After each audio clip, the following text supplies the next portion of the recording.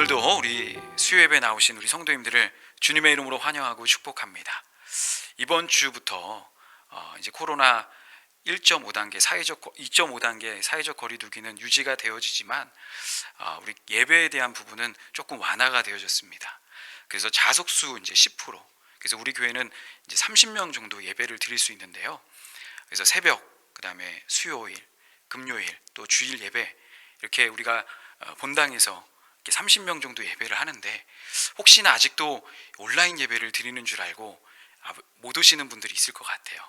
그래서 새벽에도 그렇고 딱 20명씩 오시더라고요. 그래서 새벽에도 그렇고 수요일도 그렇고 이제는 좀 이렇게 망설이지 마시고 주변을 너무 또 우리 성도님들을 배려하지 마시고 함께 또 나와서 우리가 뚝뚝 떨어져서 기도하면 우리 이 예배당 안에서 예배 드리는 게 참 좋잖아요. 그래서 하나님이 주신 은혜를 받아 누릴 수 있는 그런 은혜가 우리 성도님들 안에 있었으면 좋겠습니다. 매주 이제 수요일 날 말씀을 가지고 지난 이제 해부터 성령의 9가지 열매들을 가지고 함께 나누는데요. 오늘은 그 8번째 열매인 온유의 열매를 맺는 삶에 대해서 우리 성도님들과 함께 나누려고 합니다. 이 성령의 9가지 열매에 대한 부분들을 그렇게 준비를 하면서 이 성령의 열매는 무엇인가?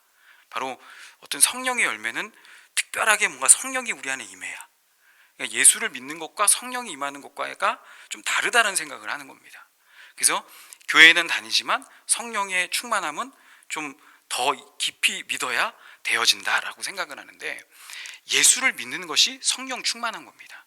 예수를 믿는 것이 무엇이냐? 바로 예수님이 내 주인이 되어지는 것이죠. 그래서 나는 죽고 예수님이 온전히 주인 되어지는 삶. 그래서 예수님이 온전히 내 주인 되어지니까 내 예전의 삶은 없어지고 예수님으로 변화되어지는 것. 그래서 성령의 9가지 열매는 특별히 성령 충만한 사람들에게 그렇게 있는가 없는가가 아니라 내가 예수를 믿는가 안 믿는가를 점검하는 겁니다. 진짜 내가 예수를 믿었다면 성령의 9가지 열매가 나와야 된다는 것이죠. 그리고 성령의 9가지는 9가지들 복수형이 아닙니다. 이 성령의 9가지를 쓸 때 단수로 표기하고 있어요. 그것은 무슨 의미냐? 예수를 믿었다는 것은 뭐 사랑의 열매, 희락의 열매, 이 9가지 열매가 한 번에 다 나타난다는 것이죠. 그러니까 나는 어떤 사람은 사랑의 열매가 있고 어떤 사람은 희락의 열매가 있고 어떤 사람은 온유의 열매, 이런 게 아니라 내가 예수를 믿었다면 예수를 믿는 모든 사람에게는 9가지 열매가 다 나타난다는 것입니다. 그래서 하나하나 그 열매들을 통해서 내가 진짜 예수를 믿었는지, 그리고 내가 예수를 진짜 의지하고 살고 있는지 그것을 점검하게 되어진다는 것이죠. 그래서 오늘 8번째 이 온유의 열매들을 가지고 우리 성도님들과 함께 내가 진짜 예수를 믿었는지, 내 안에 정말 예수님이 온전히 오셨는지, 이 부분들을 가지고 한번 이 온유의 열매들을 나누면서 우리 성도님들과 함께 나누려고 합니다.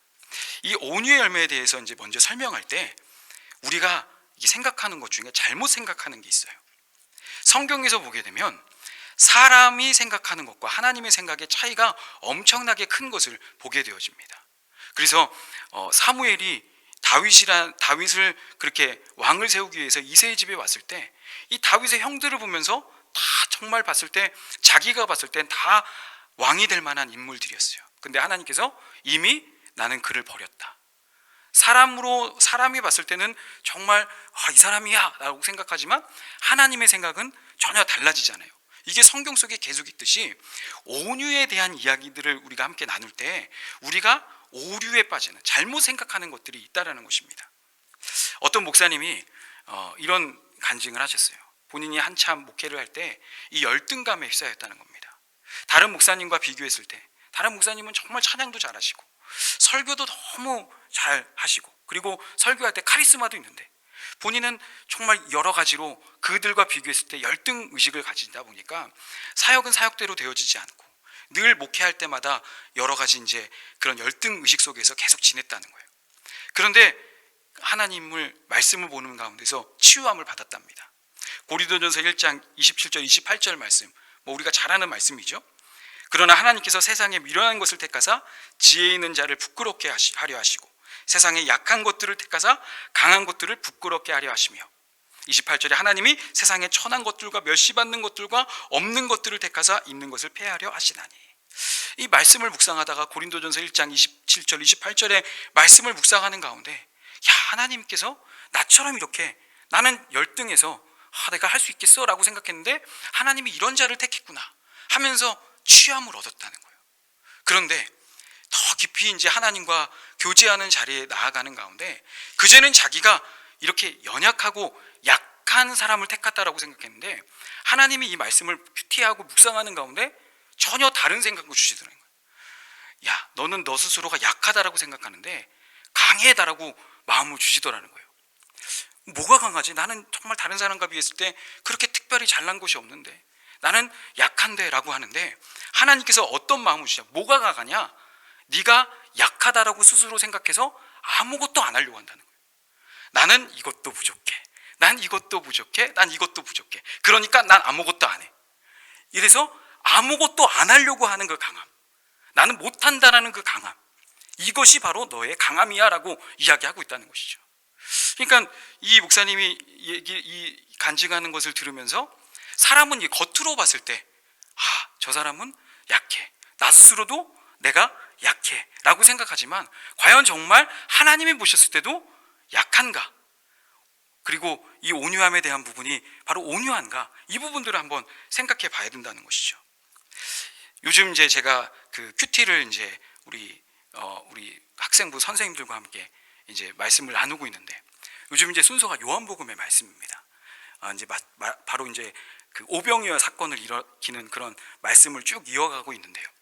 거기에 보게 되면 예수님의 그 말씀을 들었던 청중들의 모습, 겉으로 봤을 땐 정말 가난하고, 그래서 그 당시에 권력자들에 비해서, 또 부자들에 비해서, 제사장이나 바리새인들에 비해서 그 예수님을 따라다녔던 수많은 무리들, 그 청중들은 어찌 보면 가난하고 힘없고 또 몸이 아픈, 그래서 연약한 사람들, 그래서 어찌 봤을 때 저 사람들이 정말 온유한 사람이야 라고 생각할 수 있는데, 성경은 바로 그런 사람을 온유하다라고 하느냐? 그렇지 않다는 겁니다. 그들이 과연 진짜 온유한지 아닌지는 권력자가 한번 대봐야 되는 겁니다. 예를 들어서 이제 곧 우리 청년부의 승엽이가 다음 주 월요일 날 입대를 합니다. 위에서 좀 제가 이름을 부른 거는 너무 착한 청년이잖아요. 위에서 이 혹한기에 해병대로 또 이렇게 지원을 해서 가게 되는데, 안전한 또 군생활에 대해서 기도했으면 좋겠고, 보통 이제 군에 가게 되면 이제 처음 이등병은요 정말 온유해요, 온순해요. 어딜 가도 다 굽신굽신거리고 그렇습니다. 그런데 병장이 되었을 때 어떡한가요? 온유함은 사라지고 호랑이처럼 무서워지는 것이죠. 그래서 진짜 성경에서 온유한가 아닌가는 겉으로 봤을 때 그냥 저 사람은 약해 보여 이것이 아니라, 그 사람에게 돈이 주어지고 권세가 주어졌을 때에도 온유한가? 그러면 그것은 온유한 사람이라는 것이죠. 그래서 내 안에 나는 정말 온유한 사람인가 아닌가는 어떤 겉으로 봐야졌을 때 내 어떤 능력, 이것이 아니라 과연 하나님이 보셨을 때도 정말 나는 온유한가? 이것에 대해서 한번 생각을 해보는데, 이 온유함이라는 것을 헬라어 단어로 보게 되면 프라우스, 그 다음에 프라우테스라고 이제 명사형으로 쓰게 되는데, 이것이 뭐냐? 야생마가 길들여졌다는 의미예요. 그러니까 엄청나게 힘이 센 것이 길들여져 있다는 표현으로 온유하다라는 표현을 하는 겁니다. 그러니까 원래는 힘이 세요. 그런데 길들여졌다는 게 누구한테 길들여져? 주인에게 길이 들여져 있는 겁니다. 흔히 이제 이 온순함, 온유함, 비슷한 말이지만 온순함과 온유함은 다릅니다. 그래서 온순함과 온유함의 차이를 가지고 제가 재미난 예화가 하나 있었는데요. 그게 뭐냐면 바로 강아지를 가지고 비유를 하는데, 똥개와 진돗개를 가지고 비교를 하는 거예요. 자, 온순한 것은 뭐냐? 이 똥개는 주인에게도 온순해요. 그리고 도둑놈에게도, 낯선 사람에게도 꼬리를 흔들고 갑니다. 그러니까 이 온순함이라는 표현은 이 똥개라는 강아지가 그냥 누구에게나 그냥 온순해요. 그런데 진돗개는 어떻습니까? 낯선 사람이 왔을 때는 아주 매섭습니다. 그런데 주인에게는 한량없이 길들여져 있기 때문에 온순하죠. 마치 그런 의미와 같이 이 온유하다는 것은 이 주인에게 길들여져 있다는 것입니다. 그러니까 이것은 예수님을 믿는 의미와도 같은 거예요. 오늘 이제 이 말씀 에스겔서 36장 26절 27절의 이 말씀이 바로 온유함의 열매를 설명하는 그런 의미입니다. 에스겔서 36장 26절에 이렇게 쓰여져 있습니다. 또 새 영을 너희 속에 두고 새 마음을 너희에게 주되 너희 육신에서 굳은 마음을 제거하고 부드러운 마음을 줄 것이며 라고 얘기하는데, 이게 바로 성령을 두고 에스겔 이 선지자가 예언했던 이야기거든요. 이 새 영인 바로 예수님을 믿는 사람들에게 오는 성령을 가리킵니다. 이 성령이 우리 안에 오게 되면 우리의 마음이 새 마음으로 바뀌게 되어진다는 거예요. 그런데 이 새 마음은, 그럼 새 마음이었다는 것은 이전에 어떤 마음이었느냐? 바로 굳은 마음이었다는 것이죠. 딱딱한 마음이었다는 것이죠. 근데 이 딱딱한 마음이 예수님이 오시고 성령이 오시고 나니까 부드럽게 마음이 바뀌어진다는 것입니다. 이 부드럽게 바뀌어지는 것, 내가 그전에는 돌같이 딱딱해졌는데 부드럽게 바뀌어지는 것, 길들여지는 것, 이게 바로 온유함이라는 것이죠. 자, 그래서 앞서 온순함을 봤을 때도 어찌 보면 참 심성이 착해 보여요. 그런데 이 사람이 진짜 온유한 사람인가 아니면 그냥 온순한 사람인가는 27절 말씀을 통해서 볼 수가 있습니다. 바로 성령이 와서 길들여져 있는 사람은 본문 27절에 내 영을 너희 속에 두어 너희로 내 율례를 행하게 하리니 너희가 내 규례를 지켜 행할지라. 내 규례를 지켜 행하게 되어진다는 거예요. 자, 천성적으로 착한 사람 착할 수 있습니다. 하지만 진짜 저 사람이 온유한가 아닌가는 말씀을 지키는가 아닌가를 통해서 알 수가 있는 거예요. 그러니까 그냥 착해, 그냥 우리는 온유해, 이것을 또 동일하게 여기는데, 온유하다는 것은 뭐냐? 주인님에게, 예수님에게 길들여져 있어요. 그렇기 때문에 규례를 지켜 행하게 되어진다는 거예요. 말씀을 지켜 행하게 되어진다는 거예요. 그래서 앞서 말했던 이 굳은 마음, 그렇게 돌같이 이 굳은 마음, 바로 우리 예수님께서 이 밭에 대한, 마음의 밭에 대한 비유를 하면서 돌밭과 옥토밭을 이야기하잖아요. 이 돌밭의 딱딱한 이 마음, 이 부드럽지 못하고 이 굳은 마음은 무엇이냐? 하나님이 지금 말씀하시는 것과 달리 간다는 것이죠. 그러니까 우리에게 있어서, 예수를 믿는 우리들에게 있어서 문제가 무엇이냐? 예수를 믿었어요. 믿었다는 건 뭐예요? 예수님이 우리 안에 새 영으로 오셨어요. 그럼 분명히 우리의 마음이 바뀌어야 되는데 바뀌지가 않은 겁니다. 예수님이 분명히 원하시는 그 뜻이 있고 우리에게 이렇게 하라라고 말을 했는데 그대로 움직이지 않고 있는 거예요. 이게 바로 무엇이냐? 여전히 그 영이 왔음에도 굳은 마음대로 있다는 것입니다. 그래서 이 성령님은, 우리 안에 오신 예수님은 다른 것이 아니라 이 돌 같은 우리의 마음을 바꾸시기를 원한다는 것이죠. 이 돌 같은 마음, 굳은 마음이 무엇이냐?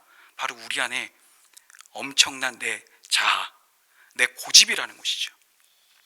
이것을 우리가 빨리 깨달아야 되는데요. 어떤 것이냐? 이것은 뭐 잘못된 것, 우리가 서로 누군가를 요즘 싸울 때 서로 잘못한 거 가지고 싸웁니까? 내가 더 잘못했더라고 싸웁니까? 오늘도 죄송합니다. 한 뉴스를 이렇게 올라온 걸 봤는데요.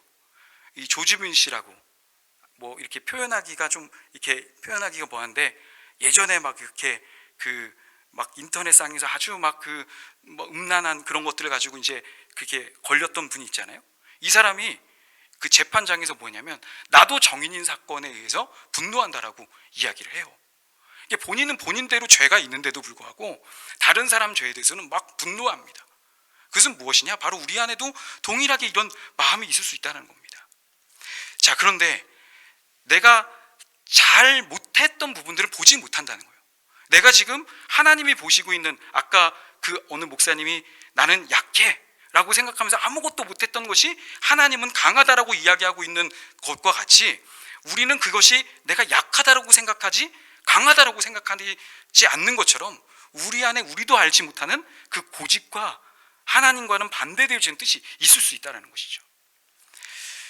어느 집사님이 이제 매일 예수님을 바라보면서 이 간증을 쓰는 그 글 속에서 이 많은 사람들과 인터넷에 나눴던 그 글이 제 안에 눈에 띄어서 한번 보려고 하는데요. 이분이 그 글을 쓴 이유가 뭐냐? 식사를 준비하다가 늘 싸움이 난다는 거예요. 이 여자 집사님이. 근데 이 싸움이 난다는 이야기가 뭐냐? 된장찌개를 맛있게 준비해서 뜨거울 때 이제 집안 식구들에게 먹여야 되는데 그래서 그런 생각에 이 남편과 아이들에게 식사를 하라고 말을 하게 되면 한 번 듣고 남편과 아이들이 오지 않는 거예요. 결국 소리를 질러야 그렇게 이제 하는데, 처음에는 그래서 이제 의도는 좋게 따뜻한 그런 국물을 맛있게 먹으려고 그렇게 얘기했던 것인데, 나중에 화를 내고 오히려 즐거운 식사 자리가 본인이 이렇게 화내는 걸로 인해서 모두가 이제 다 그런 어떤 좋았던 분위기가 다 날아가 버리게 되는 것을 보면서, 자신이 이제 주님을 바라보면서 정말 나는 좋은 뜻에서 시작했지만 이것이 잘못되었구나라고 이렇게 간증하는 것을 보게 되었습니다. 어찌 보면은 따뜻하게 먹게 해야 되겠다, 이거 좋은 뜻이잖아요. 그런데 오히려 그것이 율법이 되어지고 누군가를 강요하게 되어지다 보니까 그 좋으려고 했던 그 의도가 망가지게 되는 것처럼, 우리 안에도요, 우리가 생각하고 있는 계획, 우리가 모든 계획이 다 나쁜 겁니까? 다 어찌 보면은 그 뜻 안에서는 좋은 거잖아요. 그런데 그 좋았다라고 생각하는 것이 어찌 보면 누군가를 힘들게 하고 하나님의 뜻과는 다를 수 있다는 것이죠. 히브리서 10장 22절에 보게 되어지면 이 악한 양심에 대한 이야기를 하고 있습니다. 악한 양심, 이걸 개역 한글에서 보게 되면 양심의 악을 깨달아라라고 얘기하거든요. 우리 안의 양심, 어떻게 보면 양심은 좋은 의도 속에서 우리가 분별하게 하잖아요.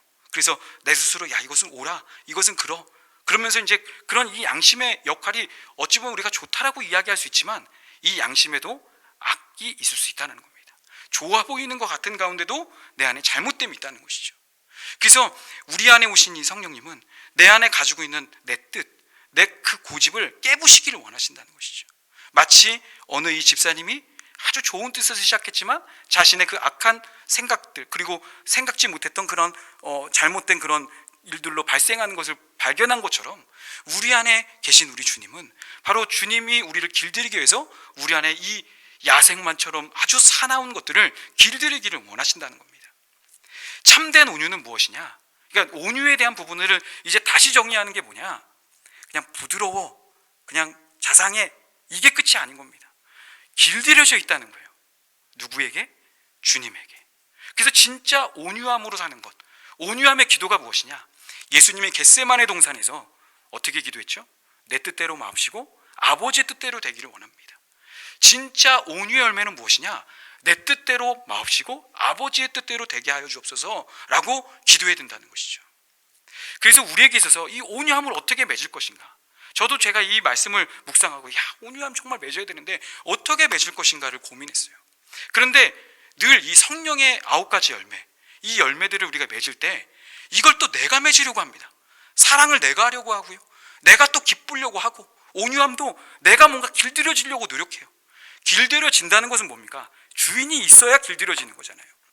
정말 진돗개가 저가 온유한지 안 온유한지는 주인이 있어봐야 저 진돗개가 길들여졌는지 안 들여졌는지를 알 수가 있는 겁니다. 그러니까 우리 안에 있어서 이 온유함을 어떻게 할 수 있는가? 열심히 내가 온유해지 다짐하고 열심히 내가 기도한다, 성경을 읽는다, 이것이 아니라 예수님과의 관계인 겁니다. 예수님과의 관계, 주님이 나와의 관계 속에서 아주 친밀해요. 그래서 너무나 분명하게 보여져요. 이런 분명하게 보여지는 가운데서 매 순간 그렇게 보여지니까 내 생각과 내 방법대로 매번 할 수가 없잖아요. 그러다 보니까 계속 예수님을 바라보면서 길들여져 가는 것이죠. 그러니까 온유함은 무엇이냐? 예수님을 매 순간 바라보는 겁니다. 예수님을. 그러니까 우리가 내가 온유해야지 노력이 아니라 예수님을 계속 보게, 의식하게 되어지고 계속 관계가 더 깊어지면 깊어질수록 그런 가운데서 내 삶이 변화가 이루어진다는 것이죠. 지난 시간에 제가 지난 수요일 날 여호수아 5장의 말씀을 가지고 함께 말씀을 나누는데요, 이 여호수아도 이 여리고 성 전쟁을 앞두고 나서 그가 얼마나 두려웠겠습니까? 수많은 자기가 병사들을 이끌어야 되고 한 번도 가보지 않았던 가나안 땅, 그리고 여리고성을 공략해야 될 때, 그런 그 여호수아에게 하나님께서 예수님이 상징이었던 여호와의 군대 대장이 나타나잖아요. 그리고 이야기했던 게 뭐냐? 내 발에 신을 벗어라라고 이야기해요. 모든 것을 다 내려놓으라라고 하는 것처럼 우리에게 있어서 가장 하나님이 원하시는 것이 무엇이냐? 우리 안에 내 뜻, 내 고집, 그 모든 생각을 내려놓기를 너무나 원하신다는 것이죠. 하나님께서 모세를 왜 사용하셨는가? 이 모세가 모든 사람보다 온유했기 때문이라고 성경은 이야기하고 있습니다. 민수기 12장 3절에 이 사람 모세는 온유함이 지면의 모든 사람보다 더하더라라고 이야기하고 있어요. 이 온유함, 그것은 무엇이냐? 80세의 노인이 됐던 모세, 40년 동안 양들만 치면서 그렇게 거의 말 못하는 벙어리가 되어졌습니다. 그러고 나니까 자기 스스로 어떤 생각이냐? 나는 정말 자격이 없어. 나는 아무것도 할 수 없어. 그렇게 인식을 했던 그게 바로 모든 사람보다 온유했던 겁니다. 왜? 그러니까 하나님을 의지했죠. 근데 이 모세를 우리가 잘 알듯이 민수기 20장에 보게 되면 무리바 사건이 있습니다. 사람들이, 이스라엘 백성들이 물을 달라고 할 때 어느 순간 이 무리바 사건이 2번이나 기록되어지지만 이 2번 기록되어진 것이 출애굽기에도 있고 민수기에도 있는데, 이 성경학자들은 두 가지 똑같은 일이 아니라 시간이 차이가 있다라고 보게 됩니다. 그래서 민수기 20장은 뭐냐? 처음에 무리바 사건이 있었어요. 무리 때문에 싸웠던 사건. 그것은 초창기였고, 이 민수기 20장은 이후의 사건입니다. 이제 모세가 많은 기적을 베풀었을 때도 또 이스라엘 백성들이 할 때 어느 순간 갑자기 이 모세가, 하나님은 분명히 반석을 명하여서 물을 내라라고 할 때 내가 너희를 위해서 물을 내랴 하면서 반석을 2번 내려치는 걸로 인해서 물이 나왔습니다. 나오긴 했어요. 근데 결국 우리가 잘 아신 대로 모세는 약속한 가나안 땅에 들어가지 못합니다. 그 사건 때문에. 왜 그랬을까? 이 모세가 어느 순간 이제는 자기가 한다라고 생각하는 겁니다. 그러니 하나님이 쓰실 수가 없는 것이죠. 마치 이제 만약에 가나안 땅에 갔어도 자기가 이제 했어라고 생각한다는 것이죠. 우리에게서 진짜 중요한 것이 무엇이냐? 제가 처음 목회를 시작할 때요, 처음 저는 사역자가 되겠다, 목회자가 되겠다 생각도 안 해봤습니다. 그런 생각도 못했던 제게, 그러니 제가 말씀을 예전부터 준비를 했겠어요? 아무것도 없었죠. 근데 주님이 저를 대뜸 그 은혜를 한참 받고 있을 때, 아무것도, 성경도 모를 때 기도 막 하고 있는데 갑자기 제 안에 불같은 마음이 들어서 목회자가 되겠다. 전혀 아무것도 생각하는데 기도 중에 갑자기 부흥회 때 목사님이 설교를 하시면서, 자, 선교사로 헌신할 사람 또 나오라고 이야기할 때 그냥 나도 주체 없이 나갔어요. 그러고 나서 이거 내가 이렇게 아무것도 모르는데 가면 되겠는가? 그러면서 일주일 동안은 시름시름 했습니다. 그래서 주님, 정말 저는 이 10가지나 하나님 안 됩니다. 저는 모태신앙도 아니고 뭐도 아니고 이렇게 해서 안 되는 조건만 여러 가지로 했어요. 그때 주님이 저한테 말씀해 주셨습니다. 그러니까 됐겠다. 안 된다는데 그러니까 됐겠다. 그게 이유다. 뭐죠? 그러니까 빌립보서 4장 13절에 내게 능력 주신 자 안에서 내가 모든 것을 할 수 있다. 그 말씀 때문에 이제 모든 안 되는 이유라고 이야기. 이제부터 그래, 너 안 되는 거 알지? 이제부터 하는 건 내가 하는 거야. 그렇게 하면서 시작했거든요. 그러니까 얼마나 제게 있어서 모세와 같이 겸손한 마음이 있었겠습니까? 모든 것 하나가, 말씀 설교하는 거 하나가 한 번도 준비되지 않았으니 이 자리에 쓴다는 것 자체는 정말 저에게는 괴로움이고, 웬만하면 주님 이 잔을 내게서 옮겨 주옵소서, 이게 매 순간이었거든요. 근데 어느 순간 이게 익숙해져 가는 거예요. 모세와 같이 이게 당연한 것처럼 느껴지고, 어떻게 하면 좀 더 잘해볼까, 이제 이런 쇼맨십이 나오려고 합니다. 어느 순간 저도 이렇게 온유함을 잃어가고 있구나. 하나님 앞에 처음에는 이등병과 같이 그렇게 눈치를 보고 지내다가 어느 순간 이제 사나운 병장이 되어서 사람들을 정죄하고 심판하는 자리에 내가 서 있구나 하는 생각을 하게 되면서, 이 모세가 가나안 땅에 못 들어간 것처럼 하나님이 나를 버릴 수 있는 거 아닐까? 우리 바울사도가 권면하잖아요. 구원을 정말 두렵고 떨림으로 이루라고 합니다. 그 두렵고 떨림이 무엇일까요? 두렵고 떨림이 무엇일까? 바로 우리가 매 순간 그 온유함으로 길들여져 있어야 된다는 것이죠. 순간순간 우리가 놓쳐버려요. 예수님을 의식하지는 못합니다. 주님의 마음으로 그렇게 붙잡지는 못해요. 그래서요, 제가 이제 말씀 뒤에 나오게 되어지는 말씀을 몇 가지를 찾았는데, 이 말씀은 어떤 초신자에게 얘기하는 것이 아니라 오히려 리더자들, 예수님을 열심히 믿는 사람들, 오늘 이 수예배로 오신 우리 성도님과 같이 이렇게 열심히 믿는 분들에게 당부하는 말씀이 끊임없이 온유에 대한 이야기를 하고 있어요. 디모데후서 2장 24절에 이렇게 이야기합니다. 주의 종은 마땅히, 주의 종이 뭐라 했어요? 초신자가 아니잖아요. 마땅히 다투지 아니하고 모든 사람에 대하여 온유하며, 이 온유함에 대해서 그냥 잘 부드럽게, 이게 아닌 겁니다. 예수님 앞에 붙잡혀 있어야 되는 거예요. 예수님을 의식하는 겁니다. 길들여져 있는 마음으로 가르쳐라. 또 갈라디아서 6장 1절에 보게 되면 너희는 온유한 심령으로 그러한 자를 바로잡아라. 뭔가 문제가 있는 자들도 그냥 판단하지 말고 예수님 앞에 길들여져 있는 마음으로 그를 바로잡아라. 에베소서 4장 2절에도 보게 되면 에베소서 4장 2절 모든 겸손과 온유함으로 오래 참고, 단순히 뭔가 문제가 일어나는 것들에 대해서 그냥 일어난 대로 분노하는 것이 아니라 예수님을 의식하고 길들여져 있는 마음, 그러니까 이 온유함은, 이 부드러운 마음은 우리에게 본성에서 나올 수가 없는 거예요. 예수님을 온전히 우리가 의식하고 바라볼 때 나아가는 겁니다. 마치 무리바에서 백성들이 또 할 때 반석에 물을 내라라고 하는 하나님의 음성에 그냥 자기는 그냥 순종하며 했던 것처럼, 우리 안에 이렇게 하나님을 의식하고 하나님을 바라보고 순종하는 것들이 필요하다는 것이죠. 그러기 위해서는 매 순간 내 잘못된 자아 그리고 내 고집을 발견하고 그 돌 같은 굳은 마음을 주님께서 주님의 성령으로 불태워 주시고 부드러운 마음을 주셔서 주님이 말씀하시면 예, 내가 가겠나이다. 주님이 멈춰서라면 멈춰서겠나이다. 약한 것도 못한다는 것도 다 내려놓고 하나님이 하라시면 하겠습니다. 이 마음으로 되어지는 것, 이것이 정말 우리 믿음의 사람들, 오늘 우리 배구르속교회 성도님들에게 말씀하시는 주님의 말씀임을 깨닫습니다. 오늘도 기도할 때, 오늘 한 주간을 살아갈 때, 또 매일을 살아갈 때 주님과의 관계 속에서, 깊은 교제 속에서 내가 이제는 주님을 의식한 가운데 길들여지고 내 뜻대로 마옵시고 아버지의 뜻대로 되옵소서, 그렇게 기도함으로 주님의 뜻을 이루어 가시는 믿음의 성도님들 되시기를 예수님의 이름으로 축원합니다.